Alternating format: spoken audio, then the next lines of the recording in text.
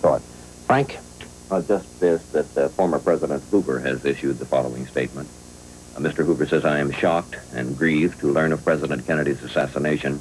He loved America and has given his life for his country.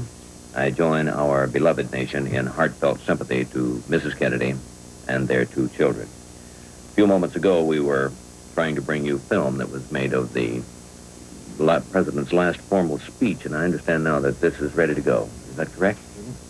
Well, in what has proved to be his last formal speech, the late President John Fitzgerald Kennedy's comments to a dinner in Houston, Texas, only last night, concerned themselves, paradoxically, with the glowing and progressive future. The President arrived in Houston to be greeted by large crowds of enthusiastic supporters. In fact, it was with a view to building up voter support in Texas that Mr. Kennedy made his 2-day so-called non-political tour. The late President had carried the state by narrow margins in 1960 with what has been conceded to be the important support of Mr. Lyndon Johnson, at that time the vice presidential candidate. Mrs. Kennedy also made the trip in what was her first public appearance since the tragic birth and death of their 3rd child, Patrick. Mr. Kennedy was in Houston to take part in the testimonial dinner for Representative Albert Thomas, one of the most influential members of Congress. Thomas is considered to have been instrumental in gaining for the Houston area the substantial United States investment in the Man to the Moon program. Throughout his Texas tour, the late President was accompanied by Governor John Connally, a friend and a political ally of Mr. Lyndon Johnson. Political commentators have argued that Mr. Kennedy's visit was also designed to smooth over the rift in Texas politics, a rift which had been whitened by last year's gubernatorial contest between Don Yarborough, a liberal Democrat, and Governor Connally, who won. Connally was allied with the more conservative elements of the Democratic Party. The late President is understood to have sought a compromise between the warring factions in order to achieve a unified effort to carry Texas for the Democrats in 1964. All of these maneuverings, of course, have been made futile, struck down by the shot which has been fired from an assassin's gun today. Lyndon Johnson is now President of the United States. Governor Connally is now in a Dallas hospital, reportedly in serious condition as a result of a bullet in the lung. In his remarks before the Houston audience last night, Mr. Kennedy spoke about the place that Texas and the United States will take in the space efforts of the next decade. The late President referred specifically to the important firing of the Saturn booster, which is scheduled to take place next month, and he also referred to the Race to the Moon, a project which had occupied an important place in his presidential program.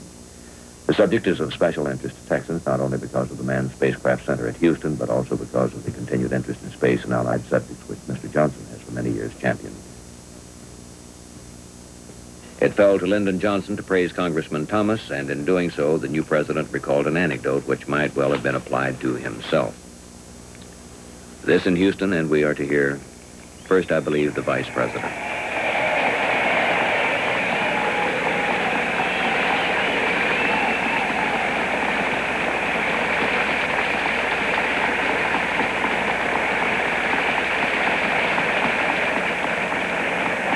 Congressman Thomas, Mrs. Thomas, Mr. President, Ms. Kennedy, distinguished guests, ladies and gentlemen. Some years ago, someone asked Speaker Rayburn why it happened that the Texas delegation in Congress had such an uncommon influence upon the course of national affairs. Mr. Rayburn's reply was characteristically pointed and quite brief. He said, "We pick 'em honest, we pick 'em young, we send 'em there, and we keep 'em there." Then President Kennedy spoke, referred to Thomas as one of the most remarkable members of Congress. In what was to be his last major address, the President said, "Next month, when the United States of America fires the largest booster in the history of the world into space for the first time, giving us the lead, fires the largest payload into space, giving us the lead. It will be the largest payroll, too.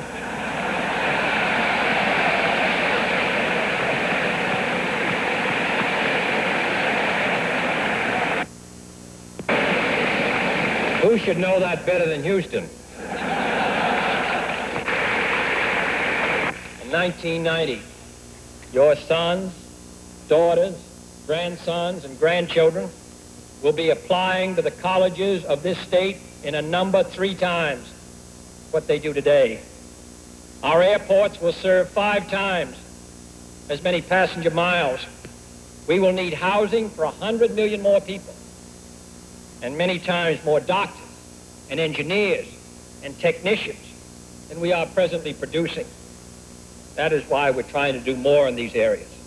As in the 30s, Albert Thomas and Franklin Roosevelt and others did those things which make it possible for not only Texas, but the entire United States to prosper and grow as we do in the 1960s.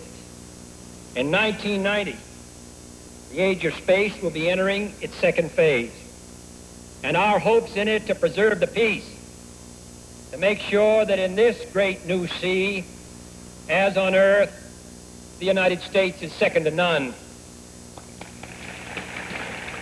President John Fitzgerald Kennedy in Houston, Texas last night, vibrant and alive, looking forward to the future, now dead, felled by an assassin's bullet in Dallas, Texas, as he continued his tour of that southwestern state. And Frank, we now have this. The presidential plane is airborne. It has left Love Field in Dallas, carrying President Lyndon Johnson to Washington.